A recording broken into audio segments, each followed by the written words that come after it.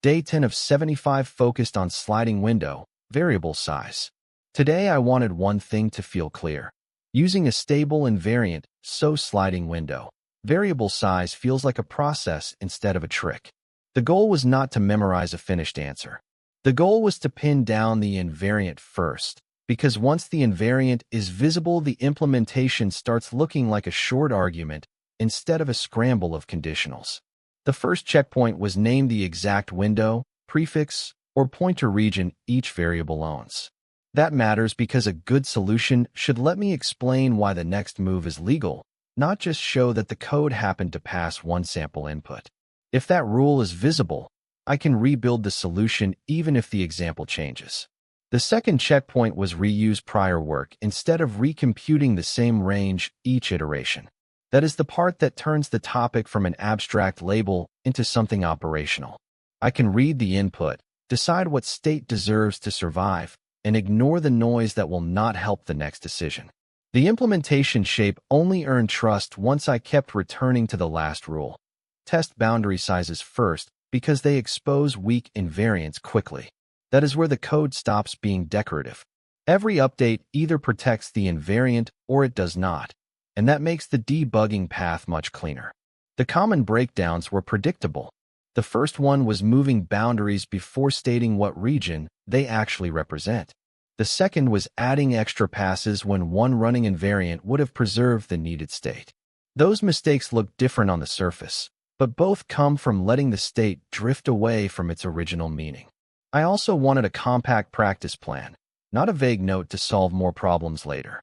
My rule was to state the invariant, trace one tiny example, and then confirm that each update still tells the same story. That kind of drill is small enough to repeat, but strong enough to expose weak reasoning quickly. What helped most is that sliding window. Variable size now feels like a repeatable decision process.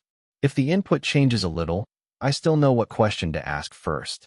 That is the signal I wanted from today's work, because it means the lesson is portable instead of tied to one exact problem statement. So my recap for day 10 is simple.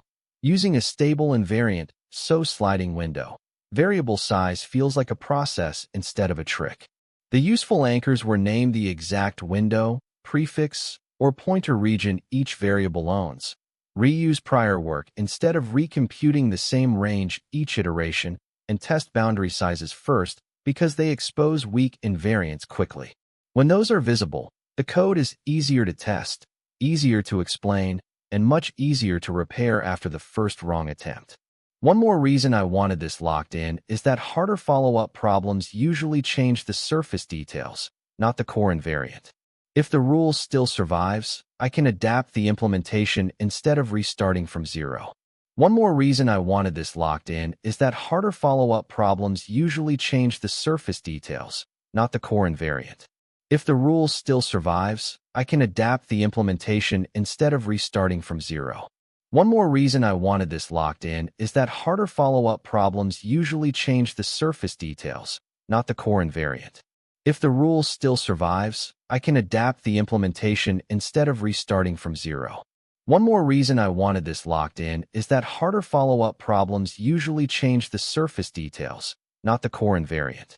If the rule still survives, I can adapt the implementation instead of restarting from zero. One more reason I wanted this locked in is that harder follow-up problems usually change the surface details, not the core invariant. If the rule still survives, I can adapt the implementation instead of restarting from zero.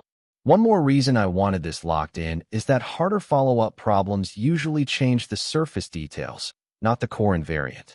If the rule still survives, I can adapt the implementation instead of restarting from zero.